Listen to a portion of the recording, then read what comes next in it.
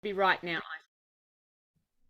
Fantastic. Welcome, everyone. It's great to have you here tonight for our webinar on theory of mind. I'm really excited to be able to share this with you. Now, as you'll see on your screen, if you would like a certificate for attending tonight, please just answer these 3 questions in an email and send them off to reception at BCBM. We will post the questions as part of the slides that are put up on the website for you tomorrow. So if you miss the questions, it's okay. You'll be able to catch them tomorrow. You do not have to be a professional to request a certificate. If you're a parent or a carer or a student and you would just like to have a certificate in your portfolio that says that you've attended tonight, you are more than welcome to do that. And we'd love for you to be able to do that. Now, what I'm going to do is I want to slam through some theory really quickly. And I'm going to rattle through that really quickly and try and get through that in half an hour. Then I want to talk about a treatment protocol and some strategies that I think are going to be really helpful moving forward. And then I want to see if we can have some time for some robust Q&A at the end. Now, Karen is here. Karen is one of my lead therapists, and she supports us on the webinars, and I watch Karen. So I don't actually watch the Q&A part where you can put questions, and I don't watch the chat. Aisha, our IT amazingness, Aisha watches the chat and will chat with you throughout the evening, and Karen will watch the question and answers. And Karen signals to me when she's got something to say, and I check in with her. So if you want to make a comment or ask a question, please do. We can be very flexible with that over the evening. Okay, hang on, Bobbi. So if you're wanting to slam through it, would you rather just slam through it a little bit first and get through the body of what you want to do and then get to a question and answer later? Yeah, but still ask your questions. Okay. Yeah. And Karen, if you kind of go, oh, actually, that's a really important question. You know, my slides are never incredible. So if there's something missing from a slide or there's more information required, just let me know. Fantastic. All right, let's go. And if I move that out of the way, I'll be able to see. Okay. What is theory of mind? Basically, theory of mind is the ability to take another person's perspective and put yourself in their shoes. Like, that's the really simple definition of it. And it's part of the diagnostic criteria for ASD. So impaired theory of mind is a component of ASD, or autism spectrum disorder. It is also a part of ADHD and ODD. People with depression or anxiety often have impaired theory of mind. So they are very focused on what's happening for them, and they're not able to take into consideration other people's perspectives or how they feel, and they're not actually aware of the impact of their behavior on other people. And that is exactly the definition of what impaired theory of mind is. And we also see it in a range of chromosome disorders. So things like Down syndrome, Turner's syndrome, trisomy 3, any of the chromosome disorders, we will often see when there's a neurological component, we will see impaired theory of mind. So let's have a bit of a crack at defining theory of mind. So for somebody to actually understand what's happening and a process that's going on, they've got to have theory of mind. So somebody goes to the kitchen cupboard and they usually find a carton of cornflakes there. So what they've had to do, they've had to determine what they want. So they've actually had to have the capacity to reflect on what they want and determine what they want. They have to think that the cornflakes are in the cupboard. So they've got to know where they are and where they expect them to be, and they have to be able to predict that's where they are. And then they go to the cupboard and they are wrong. Someone ate the cornflakes, or the cornflakes aren't there. they become very overwhelmed and confused if all of those things aren't working for them. So rather than going to the cupboard and going, oh, somebody's already had all the cornflakes, or looking on another shelf because the box isn't where it's supposed to be, they're not actually able to process all of that. So you actually need to be able to want, think, and determine what's going on to have theory of mind. And so an impaired theory of mind means that you can't do those things. Now, theory of mind is a really confusing term because it sounds like it's a psychological theory. So in the same way that CBT is a theory or mindfulness is a theory, theory of mind is a theory. It's actually not. It refers to the process of people being able to understand and the theories that people have about what's happening in other people's minds. So what are they thinking? What are they feeling? What do they want? Why are they doing what they're doing? And what do they believe? And if it's different from what I think or feel, where does that fit? Or can it even be different to what I think and feel? So let's have a look at some of the behaviors that we see in somebody with impaired theory of mind, because sometimes it's a little bit hard to get a handle on it. So if somebody has impaired theory of mind, they have difficulties in explaining their own behavior. So they can't tell you why they've done something. I know. None of you will have experienced that, of course. They're unable to take responsibility for their own behavior because they actually don't even understand their own behavior. They'll often blame or deflect because they actually do think it's somebody else's fault. They can be seen to be lying. And they'll make crazy long explanations that don't make any sense or have any relevance to try to cover up that they actually don't understand what's going on and that they have that impairment. And that is a form of masking that we often see in ASD, in autism spectrum disorder, where they give crazy long divergent explanations to try and distract us from the fact that they don't understand. They have great difficulty in understanding emotions, so their own and others. So they have very low interoceptive awareness. So if you remember, interoceptive awareness is our eighth sense. So we have our five senses that we're familiar with. We have our vestibular sense, which is our balance. We have our proprioceptive sense, which is where we are in space and time and being able to just put our hand up and not have to think through every step of the way. And then we have our interoceptive awareness, which is understanding what's happening in our body to the degree that we can do something to change it. So for example, I've got a feeling in my tummy. Am I hungry, thirsty, sick? Have I got appendicitis? Do I need to wee? Do I need to poo? Or am I about to throw up? And am I excited? Am I anxious? What's going on?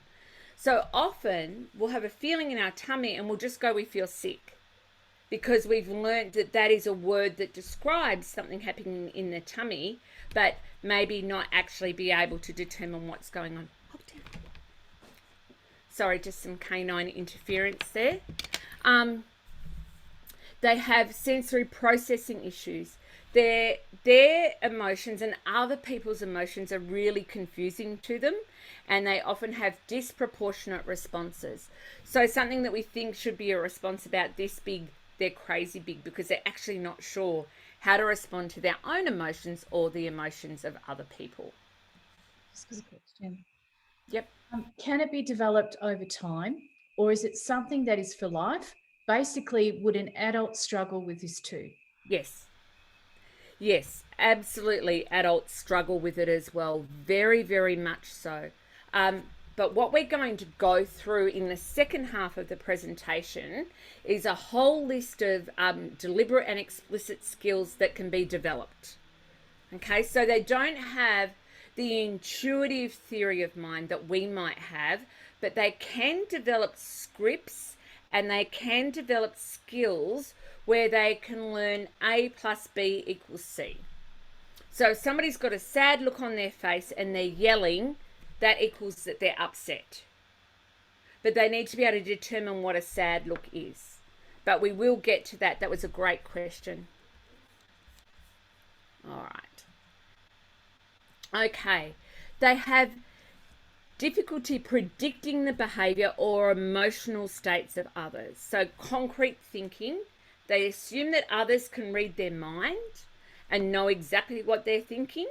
They're unaware of what their next response will be, but they can't even predict what somebody else's response will be. I've been involved with the police on numerous occasions with different families, and I was with a local police officer not that long ago, and he was saying to a young person, "You wouldn't like it if somebody did that to you." And I was just saw this like confused look on the young person's face, and it was like, actually they wouldn't mind if somebody did that to them, because it would mean they were engaging with them. And I'd never had the revelation of that in that way before. So I actually sat down with the police officer afterwards and said, look, I've just had something occur to me.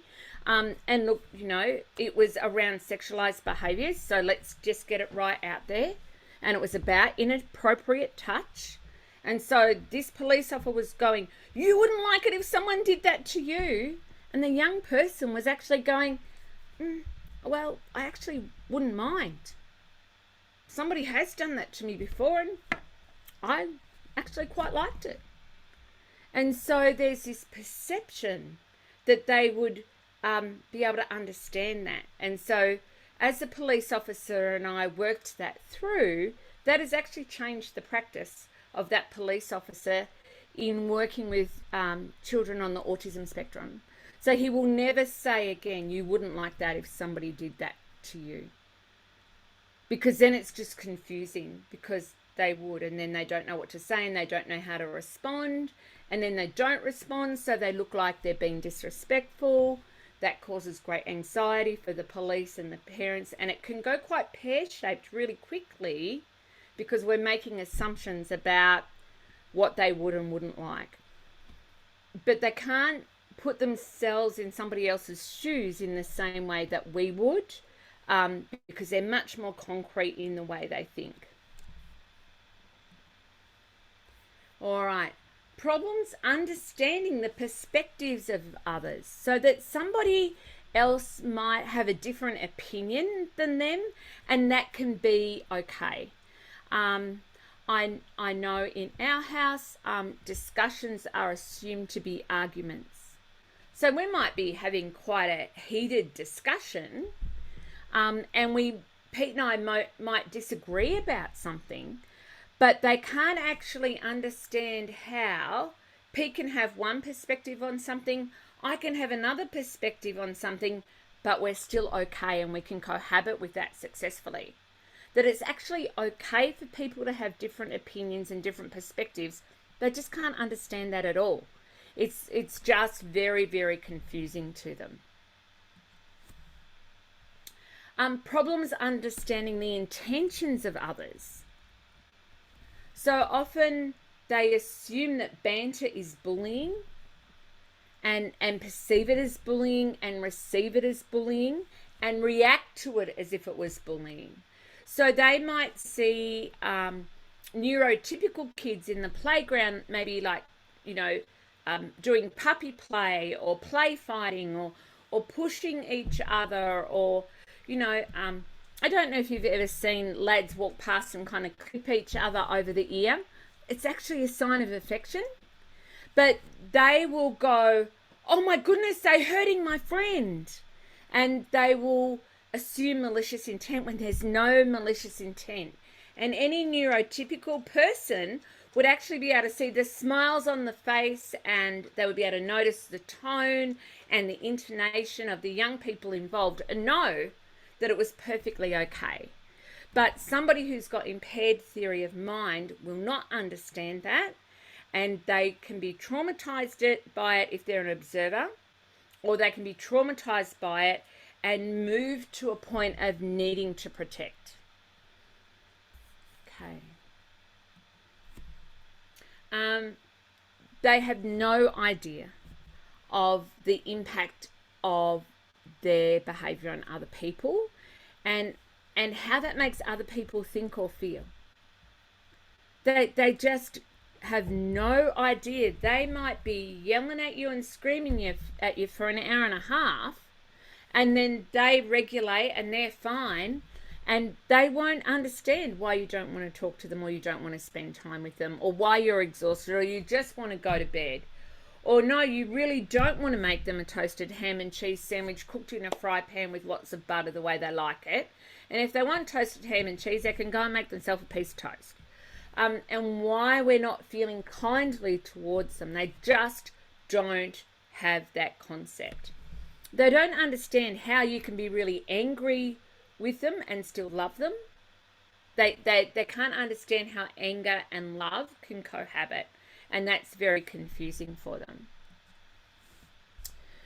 Now, they have real problem with joint attention and other social conventions. So they actually see no value in spending time showing interest in something that they're not interested in.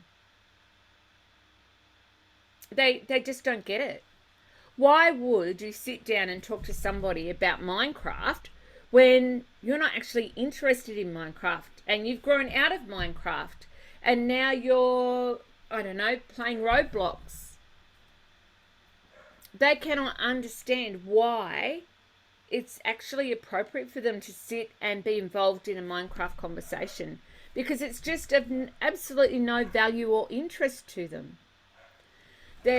It may be that the family wants to go on a picnic or a barbecue, and they've got no interest in going on a picnic or barbecue because they actually don't like eating outside where there's flies and dirt and dust.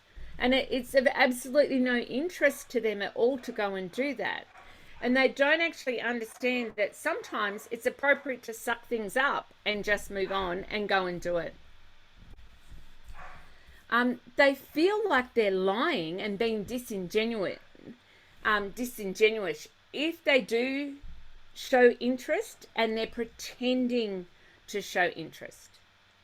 They actually feel really inauthentic and like they're lying, and that is really distressing for them, because one of the things that they're actually very good at is being black and white and social justice ministers. So they often hold themselves to quite high account around being honest and truthful. Sometimes they don't. Sometimes they're very good at telling stories, but we'll get to that in a minute, because that's also a part of delayed theory of mind. Sorry, I can hear the puppies going nuts in the background. They have problems differentiating fact from fiction. So they will start off with a fact, and then they will imagine what might have happened or what they're worried about will happen, and then they will then weave that story. So if they're trying to engage you or keep you talking or trying to make sense of what's happened themselves, it can often go up and off in lots of very different ways. This lack of ability to differentiate in this space makes computer games really unsafe for some of them, and role play games and things like that very, very unsafe, because that line can get really blurred between what's real and what's not. For our girls who do lots of mimicking, and they do lots of acting and role playing as a way of masking. So they will watch things like Home and Away or things like that, and they will model that, and they'll act that out and wonder why it doesn't work. They'll try different stances on and different attitudes and different tones of voice. Hello, hop down. Hop down. And they'll mimic those things. And they are very, very, very vulnerable to being manipulated and bullied, because if somebody says, oh yes, we're allowed to do this, we're allowed to go over the other side of the oval, Mr. Smith said we could be over, and they'll go, oh no, we're not allowed to go to the other side of the oval though. Oh, but Mr. Smith said we could. And so they can't kind of differentiate between fact and fiction, and they can get led astray. Our girls are really very vulnerable to being seriously manipulated. And I think it is all of our worst fear around that component of things, because they're so vulnerable to people manipulating them and saying things that they would like to hear and leading them on. Our boys are really vulnerable to that too, but the implications for girls can be quite horrendous. And for boys too. I'm not underplaying the impact on boys. I just, yeah. It's big for both of them, for both genders. And they're so vulnerable, and it is just so scary. And the other thing that I'm finding at the moment around gender diversity, they often really don't know very well who they are or where they fit, and they don't have a good sense of whether they're male or female, or whether they want to be male or want to be female. They're not able to make sense of sex ed at school because it's presented for neurotypical children, and they will grab hold of a piece of information and run with that, missing things that are inferred and unspoken, and can become very, very confused and very, very distressed. Some of them are, authentically have gender issues, but others of them just take on that space because they belong there, and it's a little bit different. And there's a cohort of young people that have different ways of thinking and being, and they identify with having a different way of thinking and being. And it's a real emerging space that is becoming quite complicated. So how does this play out at your place? So let's have a bit of a talk about what happens.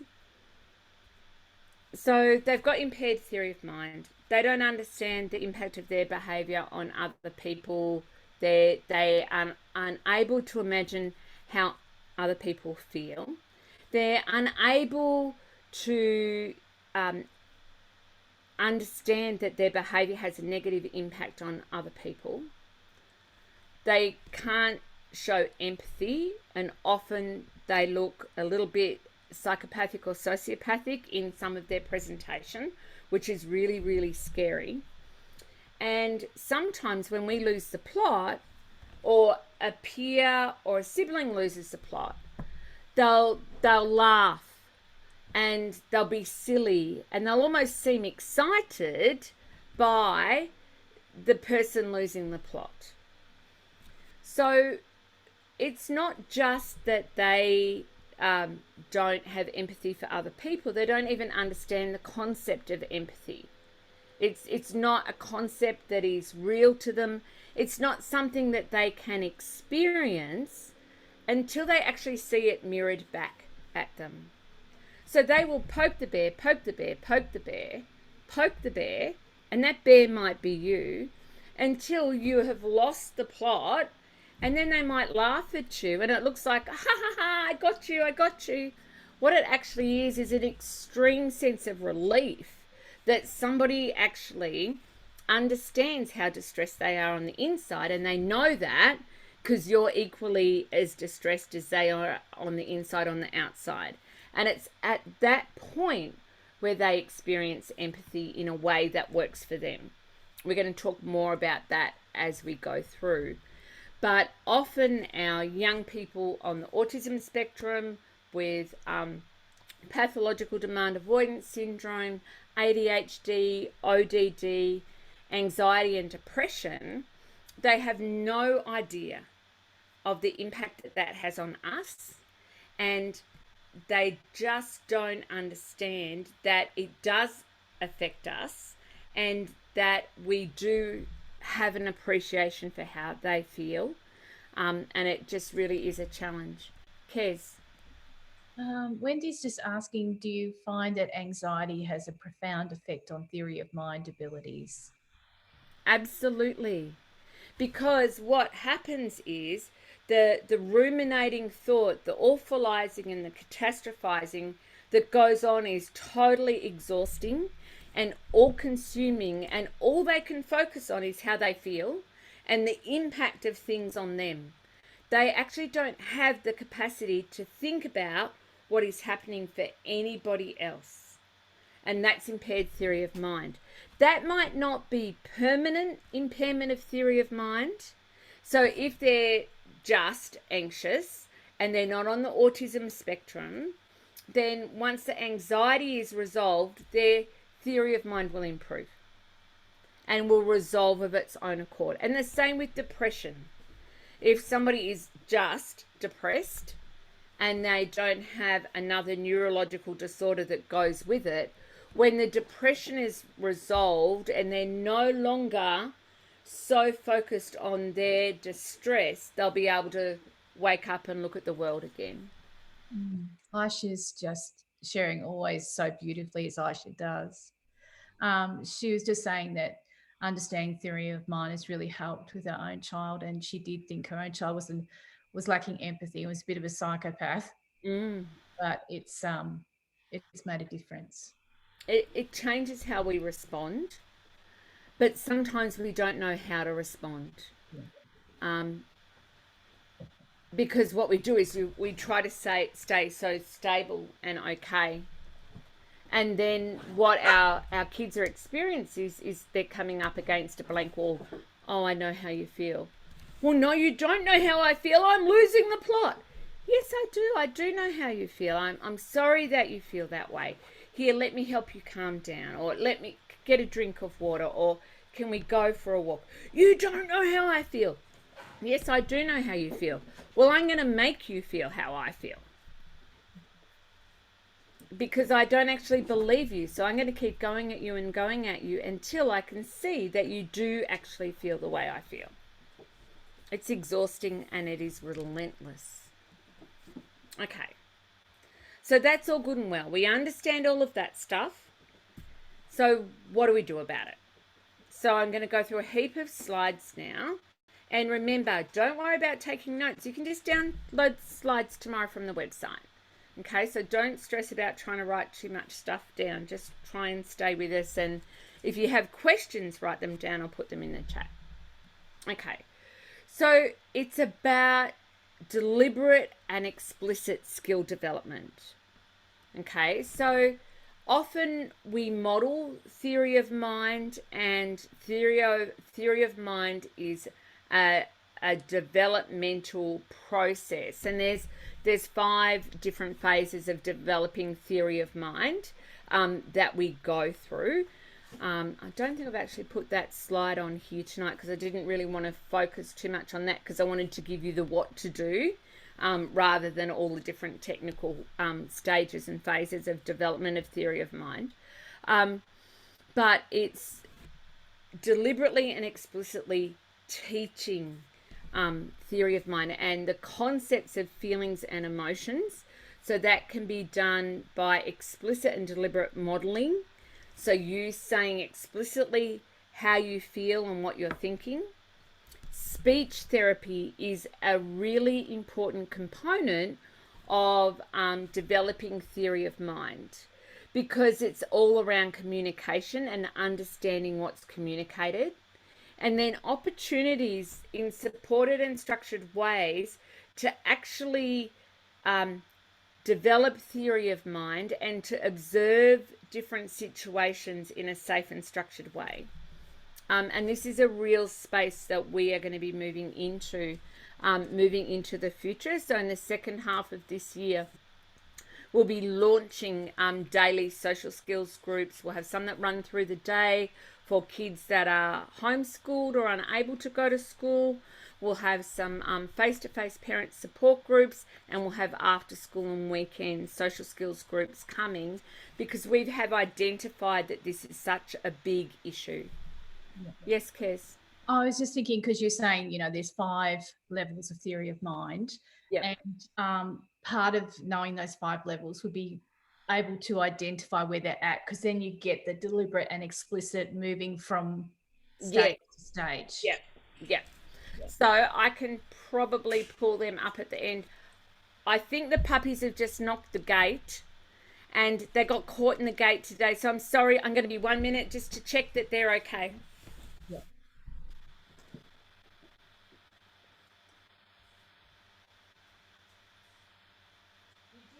It's interesting, Aisha, isn't it? It is. This is one of the reason I really wanted to have this webinar was to have this topic.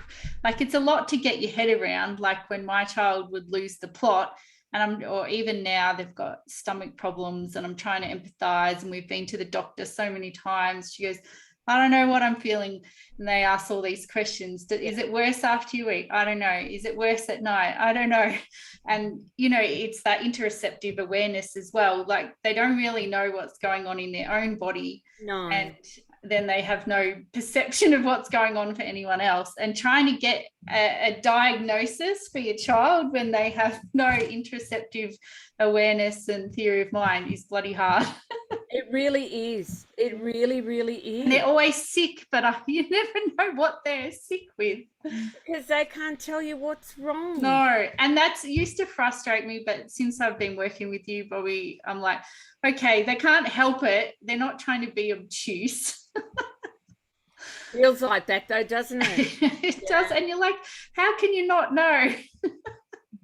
But yes, they don't know. And I guess the whole point of this is it gives us compassion. So we're coming less from anger and frustration and more like, oh, they just can't, they don't have the capacity and the ability that we think they should. Yeah. Yep. But it seems so deliberate and it does. It's like you want to pull your hair out. And so cruel. Like, they just say the most dreadful things. And make the most dreadful accusations against us as parents. It's just heartbreaking. And even just what you said before, like that really black and white thinking, like when my child had an eating disorder, and I bought pizza once in like 6 months. So then when we were seeing the psychologist, the nutrition. Oh, my mum only buys us pizza. I'm like, I bought pizza once in 6 months, and it's like, what the hell? Yeah. Just got a question here as well. Yeah. Can someone have impaired theory of mind when they are highly intelligent and deeply insecure? Yes, absolutely. Yes, totally. Because if they're deeply insecure, that means they're overthinking all of the time and they're tied up in their head. And so therefore they actually don't have the capacity to consider anyone else's experience. So therefore there's impaired theory of mind. Was that a helpful answer? Yeah, it was. Thank you. Great. Teach awareness that others have their own state of mind. They're not even aware that we're actually having thoughts. That we have thoughts that might be different to theirs is just a concept that they don't understand, because they only can hear the thoughts that are in their heads. So they don't even consider that we might be having different thoughts. And so that's very, very, very difficult for them. So actually teaching awareness that others have their own state of mind. So, I'm noticing that your sister wants to have ice cream with her chocolate cake and you don't. Or I'm feeling like a cup of tea, but I'm thinking that you're not going to really want a cup of tea. I can see that you're having Vegemite on your toast, but I actually don't like Vegemite, so I'm going to have jam. I'm wondering if you might like to try some jam toast. I like jam toast. I'm wondering if you might like to try it. And so they'll get confronted with, no, I don't like jam.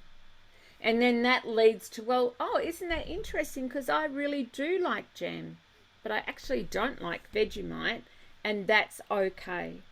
So what we're doing is we're deliberately and explicitly almost using social stories in the way that we talk to them, because we're being very deliberate and explicit in the way we teach those skills. They have problem with joint attentions and other social conventions. So they're not, have I already done this one, Kez? Sorry, I was just Yes, reading. you have, Bobbi. Yep. Okay. It's just a duplicate. So yeah, it's right. I'm sure I just said that before. Yeah. Teach them explicitly how to read nonverbal cues. Like we were talking about before, they miscue banter. They assume people are bullying them. They assume when kids are wrestling and messing around, they're actually deliberately trying to hurt each other. So modeling us reading nonverbal cues, even saying, oh, I wonder what that person's thinking, taking them people watching, and just sitting in a coffee shop and going, oh, look at those two people. They're looking very serious. I wonder what they might be thinking about.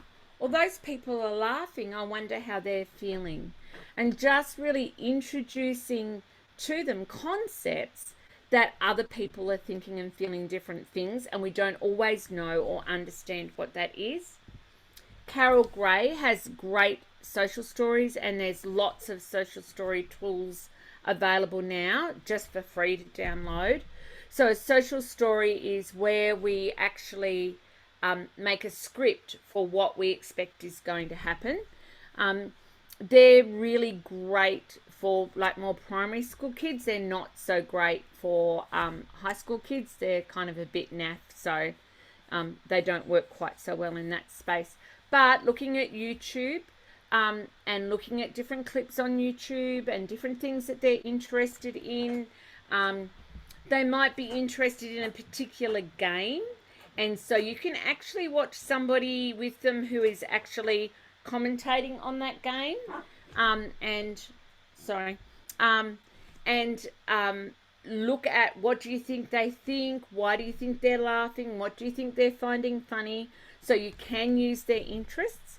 And working with a speech therapist around the development of communication is critical to developing theory of mind. There's just a couple of Yep. things. When is theory of mind considered fully developed, and can we regress in this ability? Oh, amazing questions. So theory of mind in males is usually developed fully around about 25, and in females around 22, 23. So it's sometimes a little bit earlier in females than it is in males. And if we have a bout of mental illness, so if we have heightened anxiety or we have a depressive state or bout, then yes, our theory of mind can regress. That makes sense. Yeah. There's just a comment before. That is tricky. How do you differentiate the question, how would you like it if that was done to you? How do you differentiate between a child or a person who lacks a theory of mind and a child who doesn't but may or can need to develop skills? I'd love the clarification on this. Okay, that's a great clarification. I think trying to teach a child who has just used a really inappropriate behavior, that the behavior that they have done is inappropriate, by almost shaming them by saying, how do you think that would make someone else feel, is probably not ever helpful in the moment for a neurotypical or non-neurotypical child, or for a child who's got well-developed or underdeveloped theory of mind. Because often those statements are made in the heat of the moment when we're heightened and they're heightened. So nobody has got really great access to theory of mind anyway. So any conversation about how we think somebody else might feel would be done quietly afterwards in a reflective way. So rather than saying, how do you think that made that person feel, is actually explicitly saying things like, when somebody's behavior is unexpected, it is confusing, and that causes other people to feel upset. The behavior that you did is an unexpected behavior, and that causes great confusion. The expected behavior is the behavior that you used is unexpected behavior, and unpacking what is expected behavior and unexpected behavior actually does that explicit development of theory of mind. Is that helpful?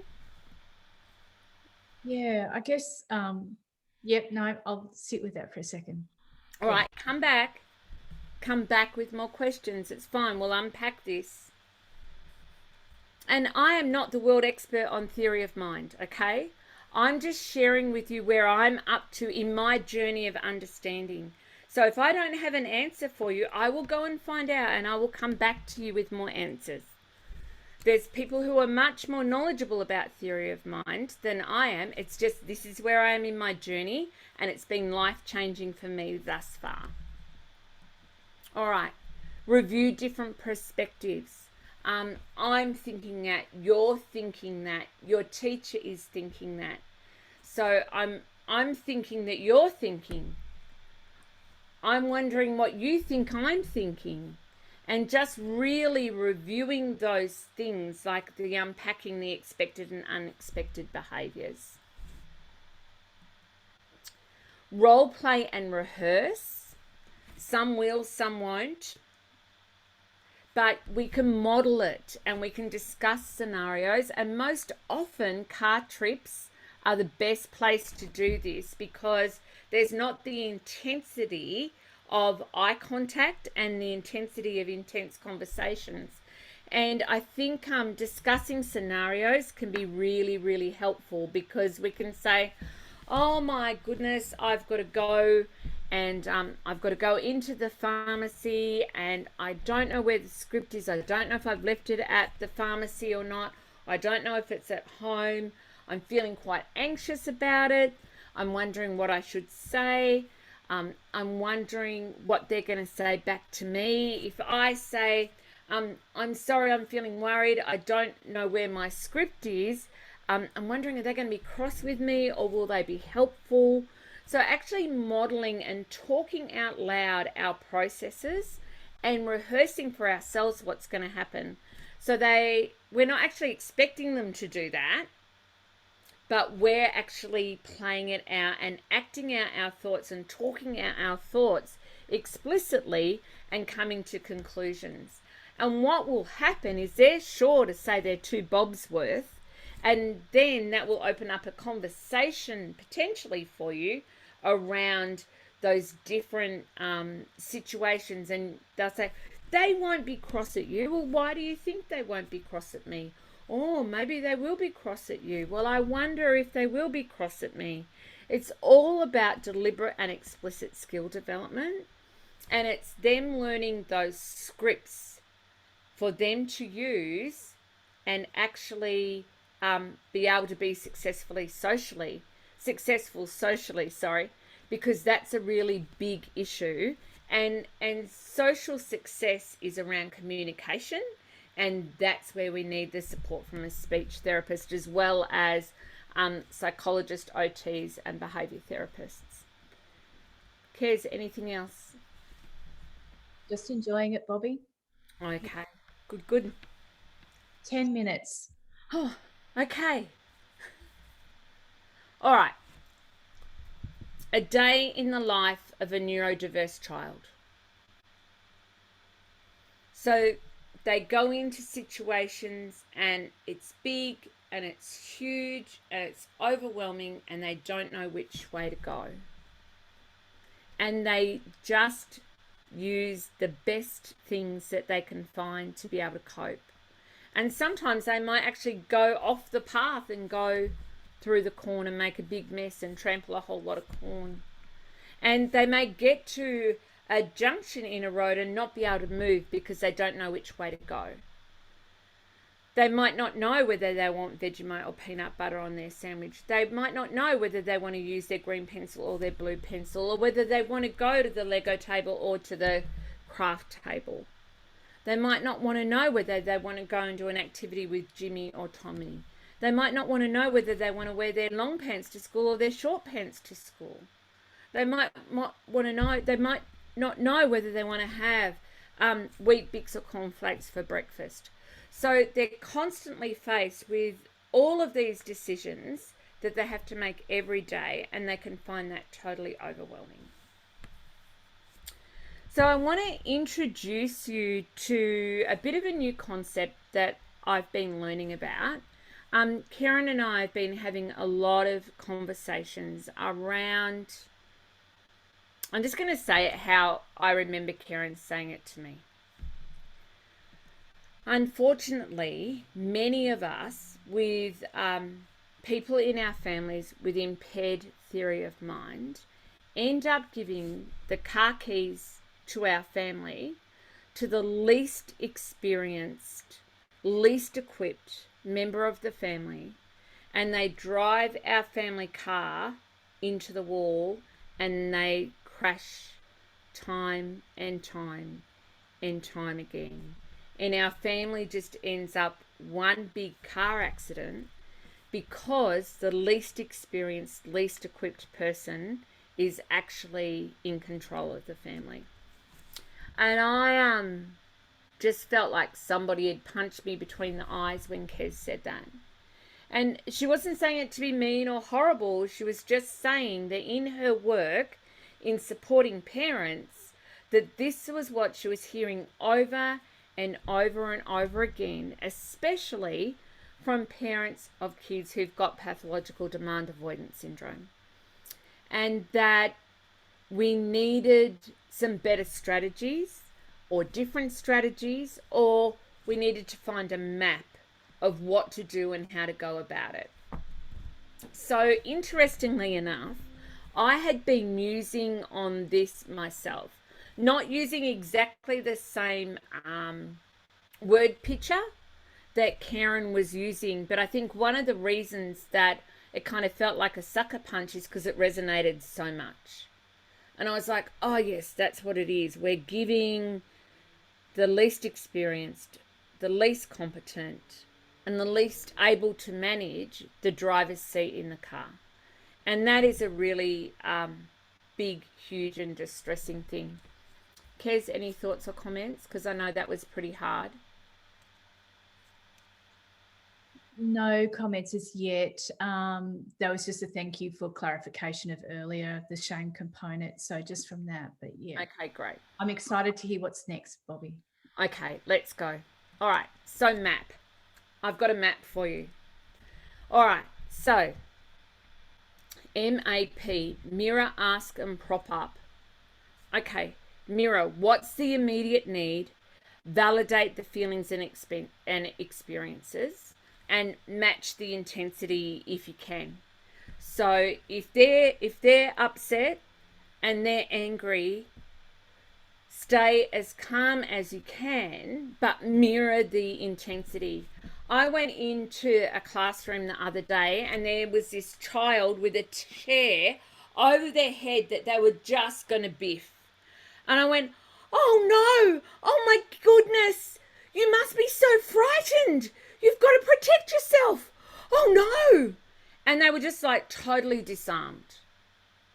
Now, you can't do that every time at home. And I get that that is not necessarily an example of how to deal with a teenager who's hitting you or smashing walls or pushing you or whatever's happening. But stay with me. We're gonna start with baby steps on this journey. So what was able to happen then, they were shocked that I was mirroring their level of intensity, it interrupted what they were doing.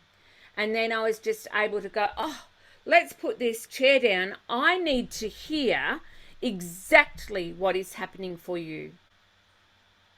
What is going on? I'm looking at you and I am thinking you are very scared. Now, what was actually happening in the classroom, there was another child losing the plot and throwing chairs. And the other child who was losing the plot was getting lots of support, and they were feeling really scared and unsafe. So they thought they would throw a chair as well to get some help. So when we unpacked it, that was actually what was going on. And it was out of character for this young person. But they were trying to work out how to communicate their level of distress. So I asked curious questions, not to intimidate and not to try and tell them what they should have been doing or what they should have been doing differently. I didn't say to them, put the chair down, or why are you doing that, or you shouldn't be doing that, or that's unsafe behavior. I was curious and I asked about what was going on, and I invited them with a suggestion that I thought they were scared. Danny. And then you prop up with words of encouragement, programs, tools, strategies, therapy, and every other support that you can throw at them. So let's unpack this a little bit more. These slides are really word dense because I'm still developing them.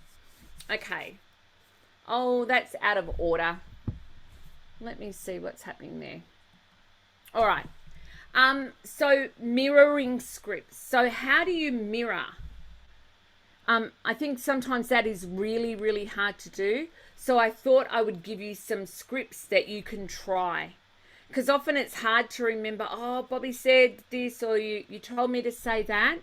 So here is a range of scripts that I have found to be helpful, and you'll have to reword them so they're authentically you. But it gives you somewhere to work from.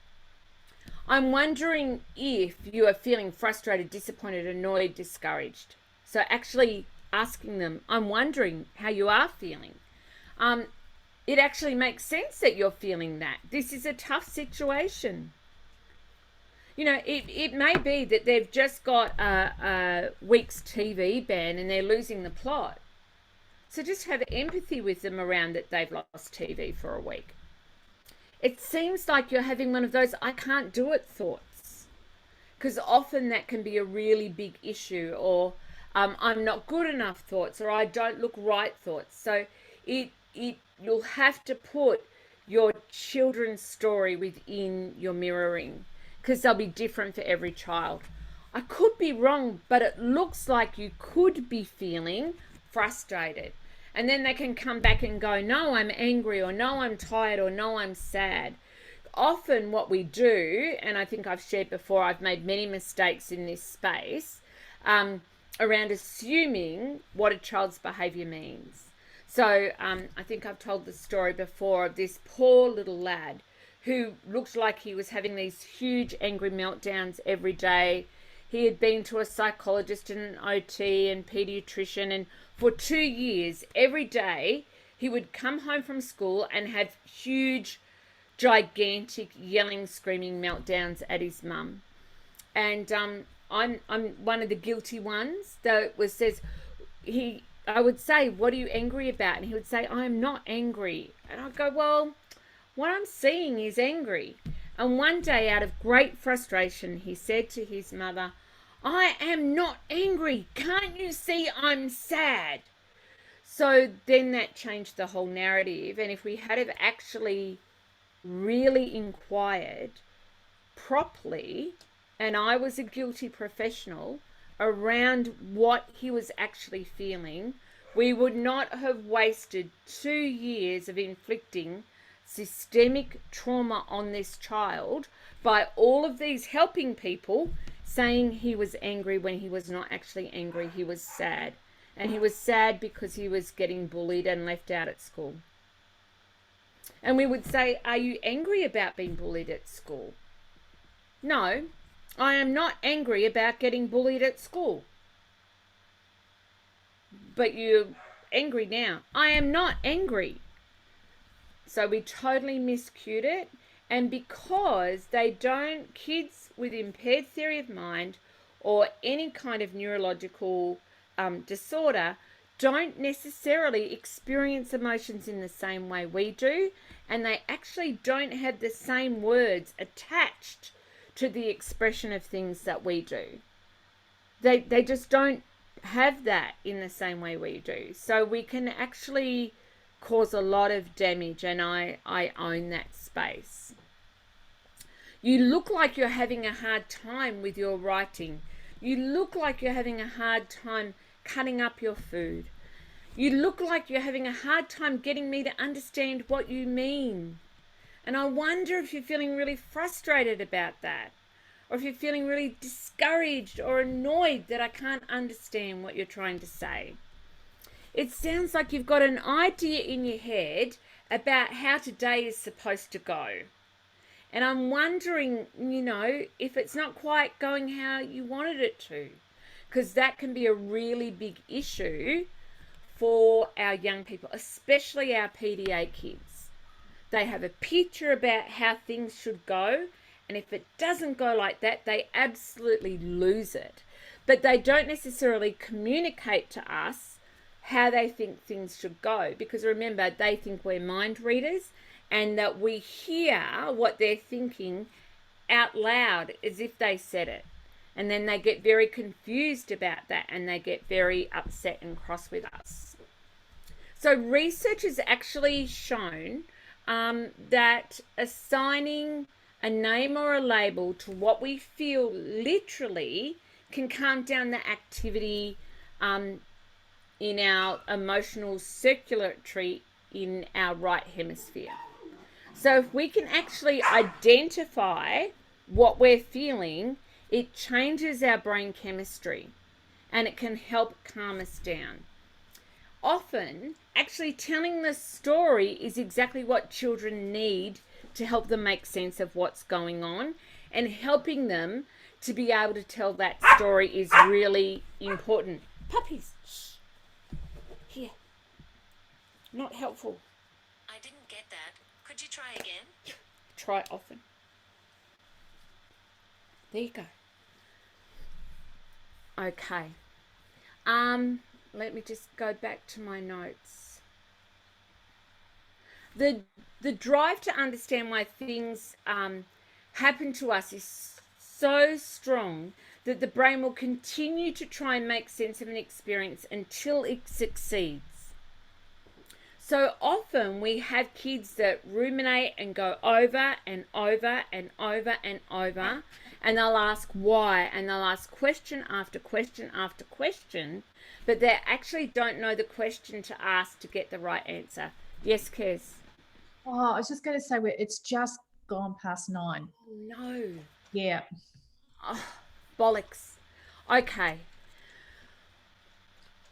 I'm not quite sure what to do. Okay, so how about we just keep going? Yes. And it's being taped.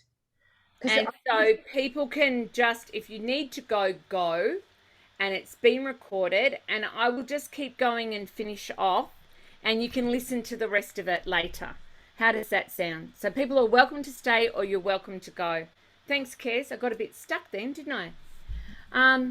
For example, you might say one of the mirroring statements and use your tone of voice, facial expression, and body language to mirror how your child is feeling, and aligning your words and the nonverbal cues you're sending. And that will communicate in a meaningful way that you really do get how your child is feeling. So rather than trying to be the really mature, emotionally stable, controlled parent or ES or teacher or whoever you are, you can actually mirror and align. But it doesn't mean that you have to be losing the plot. It's just about intensity, and mirroring body language can be very, very helpful. Okay. Too often adults tell kids what has happened and what is wrong, what they should feel about it, what they should do, and what they should get from it. And this is causes a great deal of frustration, especially in our PDA kids. They just lose it when we try and do this. They don't understand it at all. It is much more respectful and encouraging and inviting of skill development when we ask what happened or what is wrong, what the child thinks caused it, how they feel about it, what they've learned, what ideas they have to solve the problem, or how they can use what they've learned in the future. This is the true meaning of education, which means to draw forth and to bring from the child their own learning and their own understanding, rather than telling them what they should be thinking and feeling. I love that. Draw forth. That's fantastic. I know, isn't it amazing? Yeah. And I think that's what we aspire to do as therapists as well, is draw forth and make meaning of. I think that's very important.